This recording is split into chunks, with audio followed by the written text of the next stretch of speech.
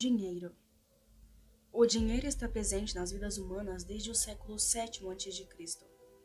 No Brasil, o primeiro foi o açúcar, que em 1614 passou a valer como dinheiro por ordem do governador Constantino Menelau. No ano de 1965, foram cunhadas as primeiras moedas brasileiras, chamadas de réis.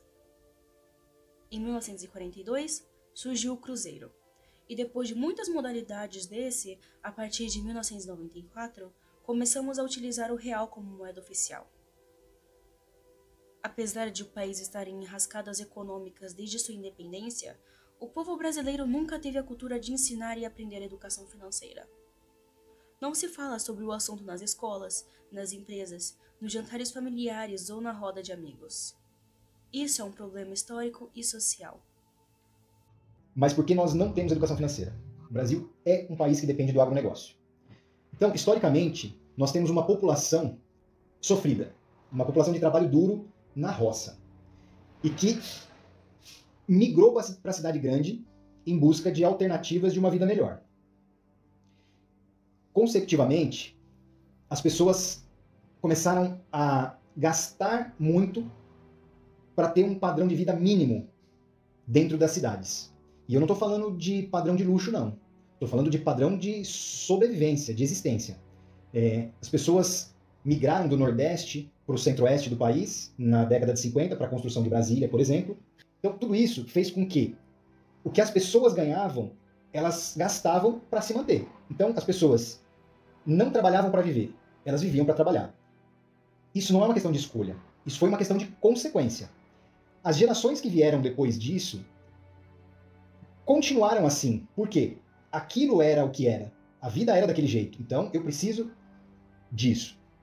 Chegamos num período no Brasil da ditadura militar, onde o governo, para estimular a economia, gerou muito emprego.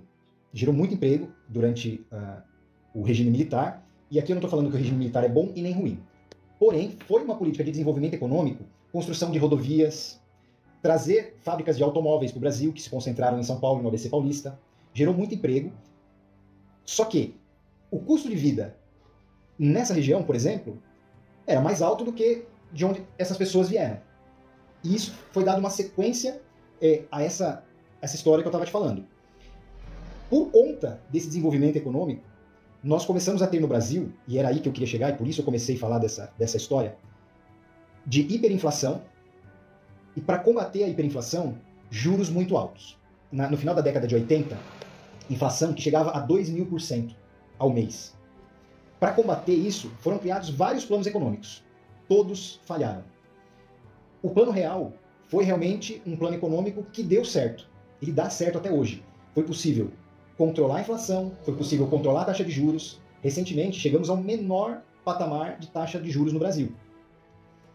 Mas, se vocês analisarem hoje, por conta de toda a crise que está acontecendo, e principalmente por conta do Covid, as taxas de juros começaram a subir, a inflação, porque a inflação está subindo, então a taxa de juros é uma ferramenta de controle da inflação, e isso faz com que as pessoas se endividem mais.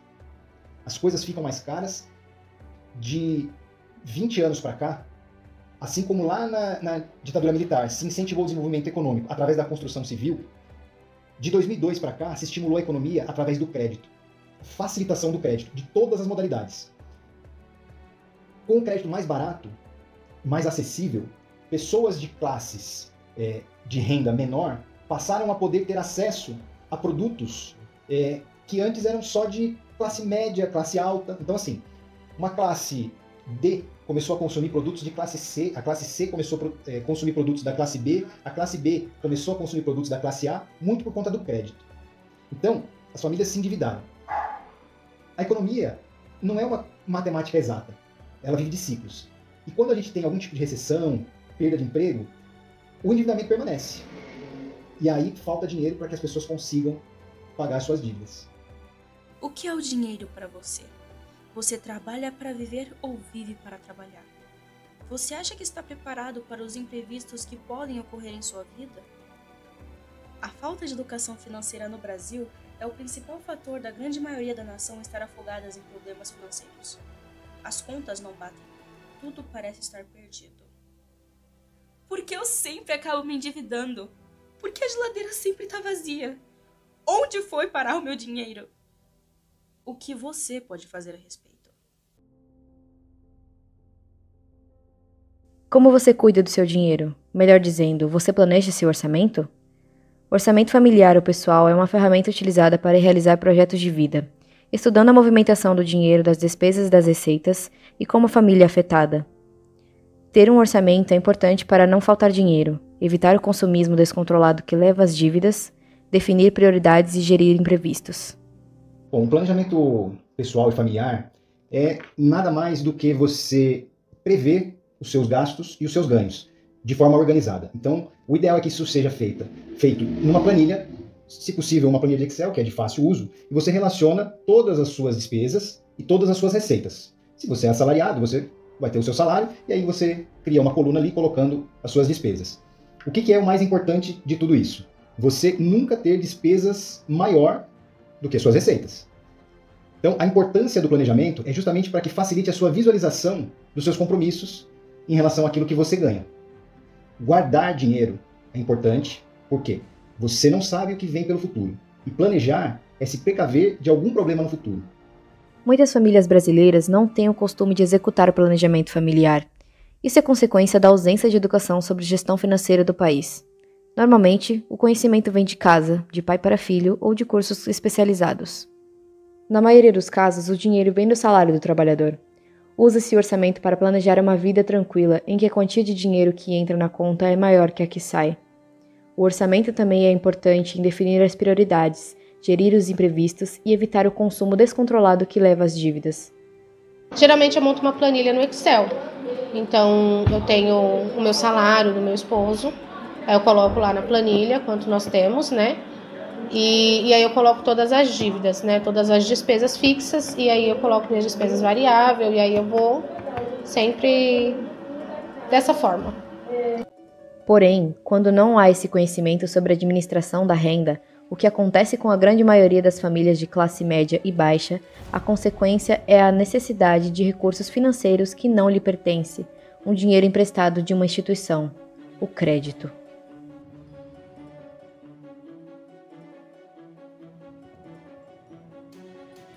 O crédito é uma ferramenta que possibilita a compra daquilo que se deseja, mas onde não há recursos financeiros suficientes, de forma que o pagamento seja feito depois.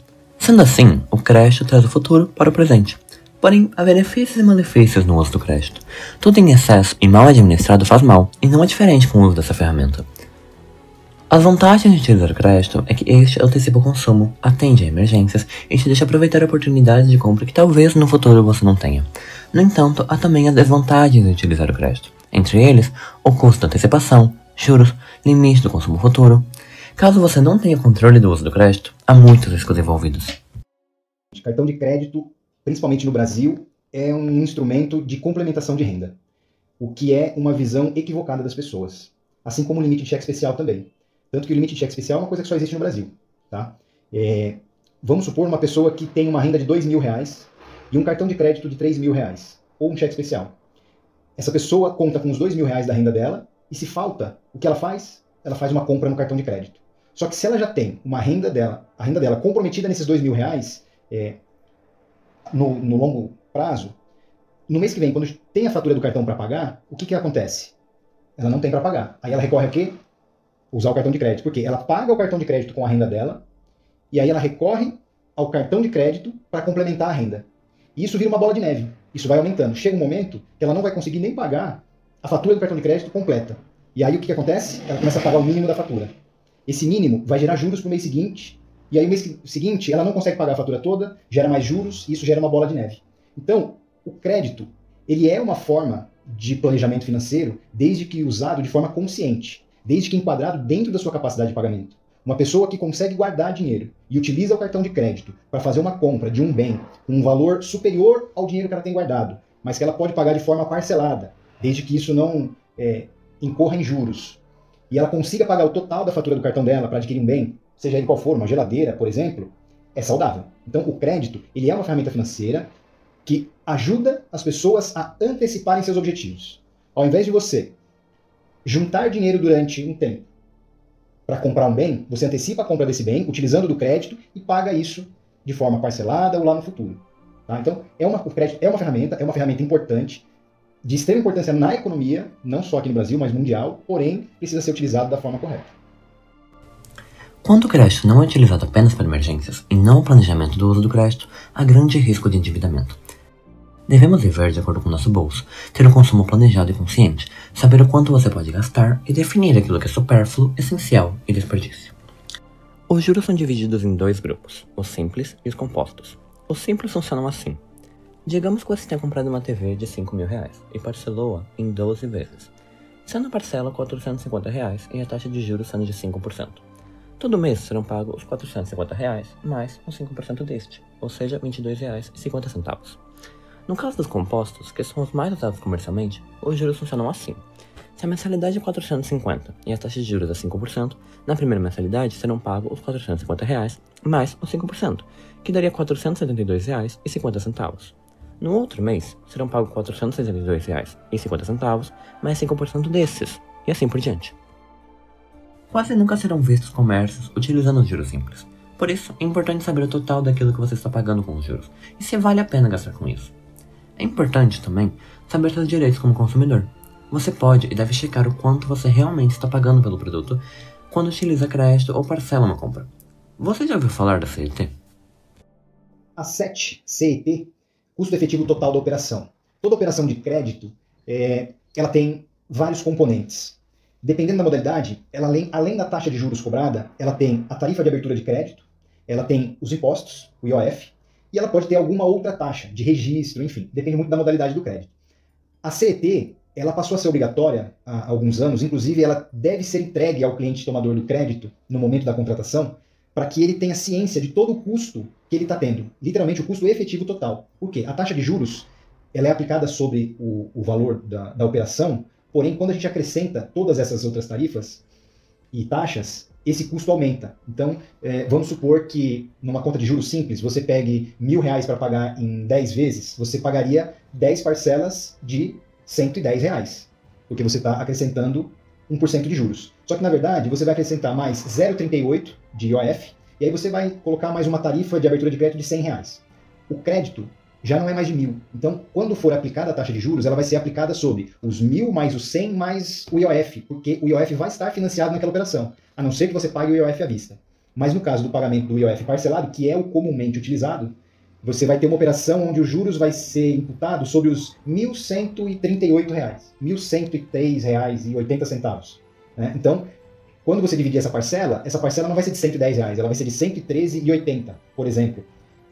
Então, qual foi a taxa de juros efetiva? Qual foi o custo efetivo daquela operação? Não foi de 1%, ela foi maior que 1%. Então, a CET ela é um documento obrigatório, as instituições financeiras obrigatoriamente têm que conceder esse documento para o cliente para que ele possa ter ciência do custo da operação.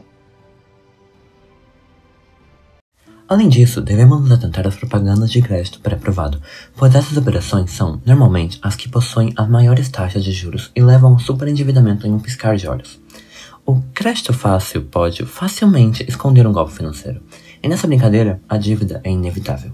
Eu evito minhas dívidas controlando, fazendo um controle de gastos mesmo. Sempre procuro não ultrapassar o que eu ganho. Eu acho que é muito difícil, né, para a pessoa que gasta mais do que ganha. Então eu não faço isso na minha vida. Eu ganho um valor X e dentro do que eu ganho, eu tenho o valor do meu pagamento, 100% do meu pagamento. Eu tento utilizar só 80%, sempre guardar 20%. O ideal seria guardar 30% do meu salário, mas hoje, como está tudo muito caro, combustível muito caro, eu consigo guardar um pouco menos, mas eu não ultrapasso o valor que eu ganho. Toda vez que consumimos algo e não pagamos naquele exato momento, estamos assumindo uma dívida. É essencial reconhecermos que é comum deixarmos, durante o mês, muitas coisas para pagamento futuro. Daí a importância de controlar de perto os gastos, principalmente os a prazo, atentos para que o acúmulo de contas não leve ao descontrole do orçamento. As causas da dívida envolvem diversos fatores, entre eles, as dívidas sazonais, que são as que ocorrem em determinado período do ano, como impostos. Nem sempre as dívidas sazonais são contadas no orçamento, mesmo sendo de extrema importância. O marketing sedutor, que são técnicas que influenciam na compra de algo, que muitas vezes não é necessário. mas dá a sensação de ser algo urgente, como se fosse uma oportunidade única que você vai ter ali, naquele exato momento. O orçamento deficitário é quando as despesas são maiores que as rendas, ou seja, você gasta mais do que produz dinheiro. A redução de rendas sem a redução de despesas, como a perda de um emprego, que tem como consequência um corte nas rendas. Caso as despesas também não sejam cortadas, ocorre o orçamento deficitário. As despesas emergenciais, como acidentes ou problemas de saúde sem um contrato de seguro. Isso pesa no bolso, pois sem uma proteção, não estamos preparados para um imprevisto que exige ser prioridade no momento. E, por último, o divórcio, pois ocorre separação de bens. Algumas coisas eram pagas em casal, logo, é comum que as despesas devam ser cortadas, mas, como não se percebe isso no início, é muito fácil entrar em um orçamento deficitário, já que um estava acostumado a viver com a renda extra do outro. Para sair e evitar as dívidas, é recomendado que você tome consciência de sua situação, mapeie e renegocie suas dívidas, reduza seus gastos, compartilhe e peça ajuda de pessoas que já passaram por isso, ou de profissionais de economia. Caso o buraco seja mais fundo e você esteja endividado por problemas de descontrole emocional, buscar ajuda psicológica é muito importante para que seu consumismo seja controlado e que aquela dívida não piore seu estado mental.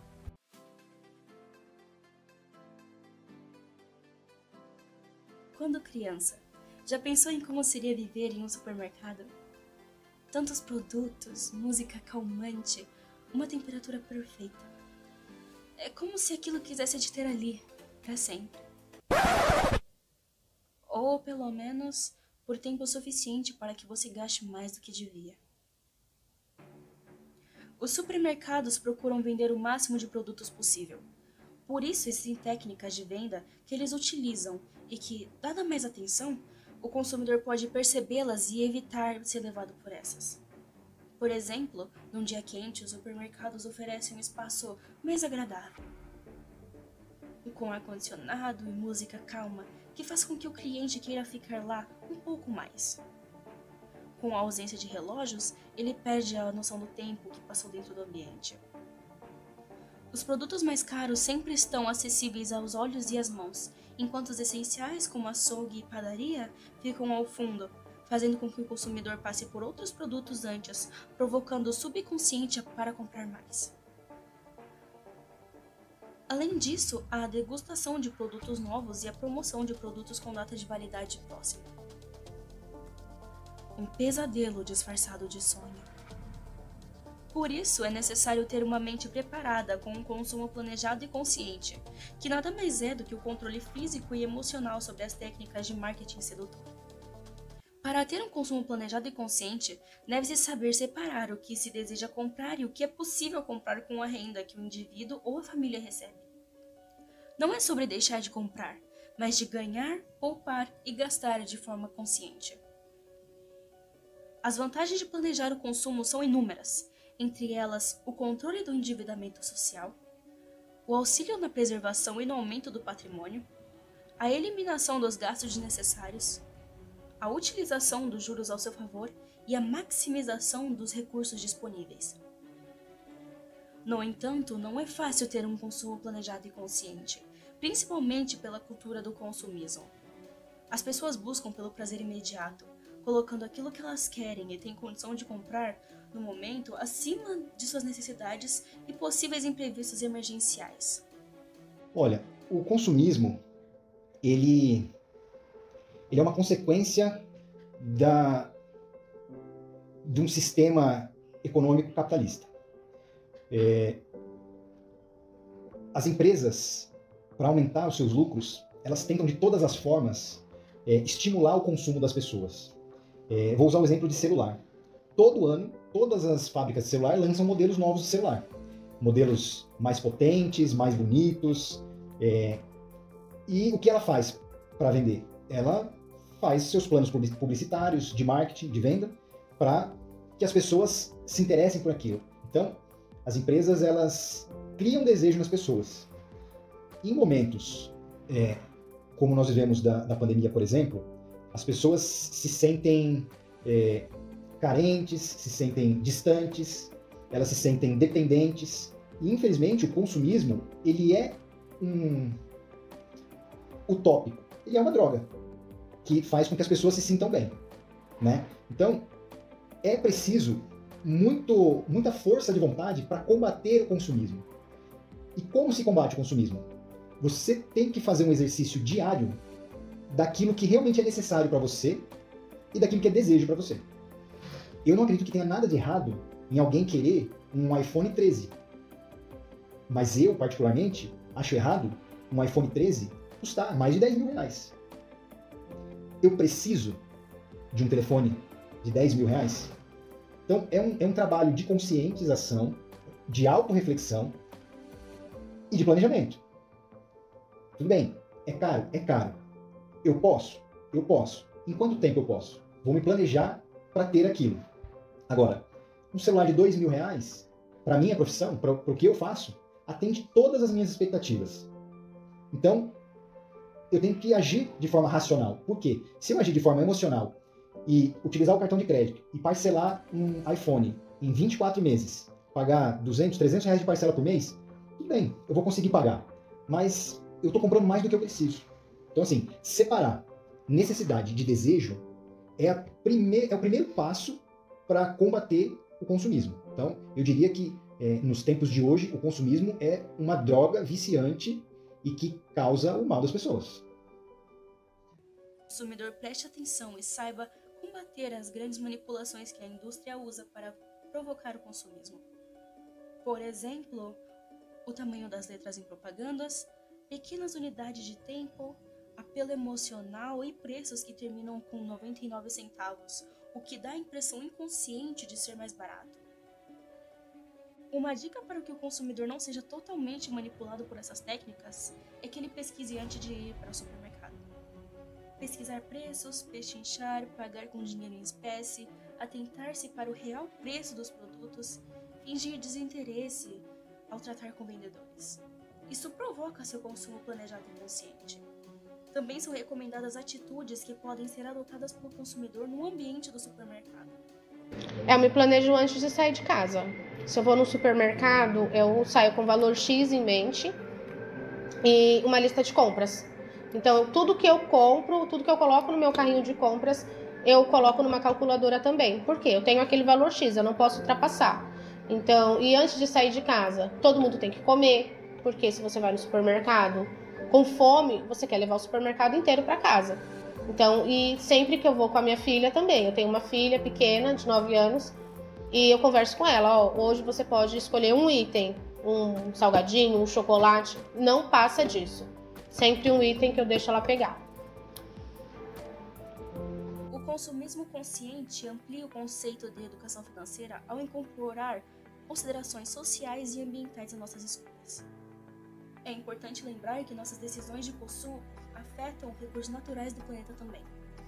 Quando você se planeja, está contribuindo com a sustentabilidade, reduzindo o consumo desnecessário, melhorando sua qualidade de vida e o bem-estar pessoal e da sociedade, e usando o dinheiro e o crédito a seu favor, diminuindo o impacto negativo no meio ambiente. Você se considera uma pessoa que consome de maneira planejada e consciente? E mesmo assim é difícil ter um saldo maior, não? Isso acontece porque os produtos ficam cada vez mais caros com a inflação. Existem maneiras de conseguir uma renda extra que acompanhe a inflação. Ou não, como poupar seu dinheiro.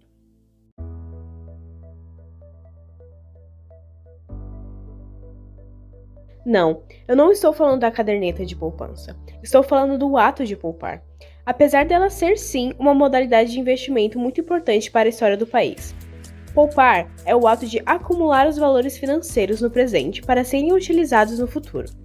É uma boa precaução diante de riscos, prepara o poupador para a aposentadoria e possibilita a realização de sonhos. Enquanto a poupança é a diferença entre as receitas e as despesas, o investimento é a aplicação dos recursos poupados e adiciona-se juros. A caderneta de poupança é um tipo de investimento. O investimento é composto pela liquidez, o risco e a rentabilidade. A liquidez é a capacidade de um artigo ou investimento ser transformado em dinheiro a qualquer momento e por um preço justo. O risco é a probabilidade de ocorrência de perdas. E a rentabilidade é o retorno, a remuneração do investimento. Antes de investir, deve-se estar ciente de seu perfil de investir, ou seja, o quanto você está disposto a investir e a perder, no caso do risco. Quanto maior risco, maior a rentabilidade. Os perfis de investidor são 3: conservador, moderado e arrojado. Não existe melhor investimento. Tá? O investimento, ele vai de acordo com o perfil de investidor de cada pessoa. Então, assim, não existe também um investimento mais recomendado. Tudo depende do momento de vida da pessoa, se ela está numa fase de início de carreira, se ela está numa fase de construção de patrimônio, se ela está numa fase de patrimônio já construído, se ela tem uma vida já estabelecida. A partir dessas informações, aliadas ao comportamento dessa pessoa, se ela é uma pessoa mais racional, se ela é uma pessoa mais emotiva, a gente toma a decisão de qual é o melhor investimento. Por exemplo, para uma pessoa de perfil conservador, que são pessoas que têm total aversão a qualquer tipo de risco, ou seja, de perder seu dinheiro, nós indicamos que os investimentos sejam de perfil conservador. O que é um investimento de perfil conservador? São os que têm os menores riscos de perda de capital, de oscilação de preço, de liquidez, que é você, quando precisar se desfazer do investimento, se desfazer dele num preço justo. Tá? Se a pessoa tem um perfil moderado, significa que essa pessoa já aceita correr algum tipo de risco para ter um pouco mais de rentabilidade, que nos conservadores as rentabilidades são mais baixas. Então, essa pessoa já admite aí que pelo menos 20% da carteira de investimento dela tem algum grau de risco, de algum tipo de perda, seja de oscilação de preço, por exemplo, com a compra de ações. Né? Se a pessoa tem um perfil mais agressivo, a gente já recomenda que ela tenha mais de 50% em ativos, ou seja, em investimentos que correm esse tipo de risco. Ou seja, na bolsa de valores, com ações, títulos imobiliários, fundos de investimento imobiliários, que tem uma oscilação durante o dia, por exemplo, que podem trazer retornos maiores. Só que, quanto maior o risco, maior o retorno. Quanto maior o risco, maior a possibilidade de perda também. Então, geralmente, pessoas com perfil agressivo são aquelas pessoas que já têm uma vida estabelecida e disponibilizam algum tipo de recurso para tentar fazer aquele dinheiro render mais do que num investimento de perfil conservador, que é a poupança, CDB, enfim. Existe uma infinidade de tipos de investimento que podem ser feitos dentro dessas 3 modalidades de perfil. Descobrir seu perfil pode ajudá-lo na escolha da aplicação mais adequada, desde que essa informação seja utilizada apenas como orientação e com as precauções necessárias, como verificar se há registro na Comissão de Valores Mobiliários, CVM, ler atentamente o regulamento ou o prospecto, informar-se sobre os custos incidentes, conhecer a estratégia do administrador e os riscos assumidos, pesquisar a reputação das instituições envolvidas, entre outros. Investir é fazer com que o dinheiro trabalhe para você, ao invés de você trabalhar por você, além de ter uma renda extra para imprevistos. Por falar em imprevistos, você está seguro contra eles?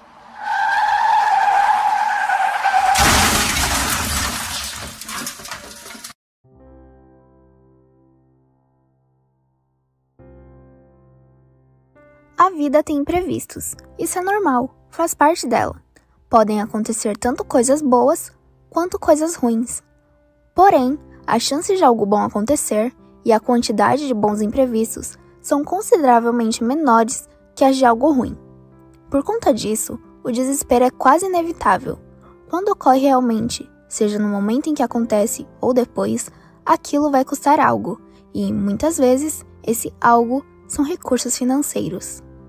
Você pode abordar o risco de 3 maneiras diferentes: não fazer nada, formar uma poupança no caso de você precisar, ou comprar um seguro.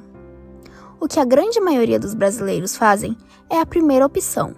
Porém, arriscam circunstâncias imprevistas e, caso ocorram, podem perturbar sua vida financeira. Obviamente, se nada acontecer, essa é a opção mais barata. O maior problema com essa escolha é que não podemos prever o futuro, e eventos inesperados ocorrem com frequência. A segunda opção, formar uma poupança, é menos arriscada do que não fazer nada, mas requer conhecimento para colocá-la em prática. Nesse caso, você decide configurar uma conta poupança separada para o inesperado. No entanto, para que isso funcione, 3 coisas precisam ser feitas. Você não pode cair na tentação do consumismo. Você tem que confiar na sorte para que nada aconteça enquanto você acumula economias e torcer para que os eventos não exijam mais do que o valor que você reservou para essas possibilidades. A terceira opção é contratar uma empresa de seguro. Observe que, ao fazer essa escolha, você deve saber qual o seguro específico para cada possibilidade. Risco. Por exemplo, o seguro automobilístico, seguro de vida, seguro de saúde, seguro de casa, entre outras modalidades. Sim, eu tenho o seguro do carro e tenho um seguro residencial, que cobre eventuais coisas que acontecem tanto na casa quanto no carro. A importância de ter um seguro é presente e inegável. Proteja-se. Você está assustado? Você parece assustado. Afinal, mostramos muitas coisas, muitos perigos, muitos problemas. Mas nós também mostramos a solução, não é? O principal fator que não conhecem e que é a melhor solução para as situações apresentadas é o orçamento familiar ou pessoal. Depois de tudo isso, de todo esse conhecimento que tantos não procuram ou não foram ensinados a procurar, você pode fazer diferente. Pode compartilhar essa educação, não apenas documentário. Não, claro que não. Mostre aos seus filhos, netos, parentes e amigos. Sabendo a importância de um orçamento, a chance de não haver colaboração por parte deles é mínima. O Banco Central do Brasil criou o Caderno de Cidadania, Gestão Financeira, com o intuito de aproximar os brasileiros de um futuro onde a educação financeira, ou melhor, a ausência dela, não seja uma das causas principais, se não a principal, de endividamento no país. Hoje, eu tenho uma vida financeira bem estabelecida, tá? Mas nem sempre foi assim. Muito do que eu aprendi sofrendo na pele mesmo. Eu já tive problemas de cartão de crédito, de cheque especial. Não vou dizer que eu tive problema de super endividamento, mas eu já tive problema de endividamento também. E em um determinado momento da minha vida, eu comecei a viver uma vida que ia além do meu padrão real de vida. Ou seja, eu comecei a gastar mais do que eu ganhava. Então eu falo com propriedade que crédito não é uma coisa saudável se não for planejado. Se você não tiver um objetivo claro.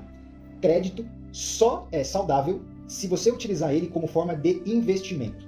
Se você for utilizar ele em algo que te traga algum tipo de retorno. Se não for para isso, ele não vai ser saudável em nenhuma modalidade. Seja um financiamento imobiliário, seja de veículo, seja empréstimo pessoal, cartão de crédito ou qualquer um que seja. Então, durante muitos anos da minha vida, eu vivia para tampar buraco. Ganhava aqui para pagar ali. Outra expressão, eu vendia o almoço para pagar a janta. E quando eu me dei conta disso, eu precisei reestruturar minha vida. Eu precisei, primeiro, mudar o meu padrão de vida, ou seja, menos restaurantes, menos passeios, menos saídas, os carros não precisavam ser tão novos. Tá? Então, você faz é possível melhorar. Não significa que não existe solução, mas você precisa mudar a vida, você precisa reestruturar. Faça diferente por você e pela sua família. Planeje.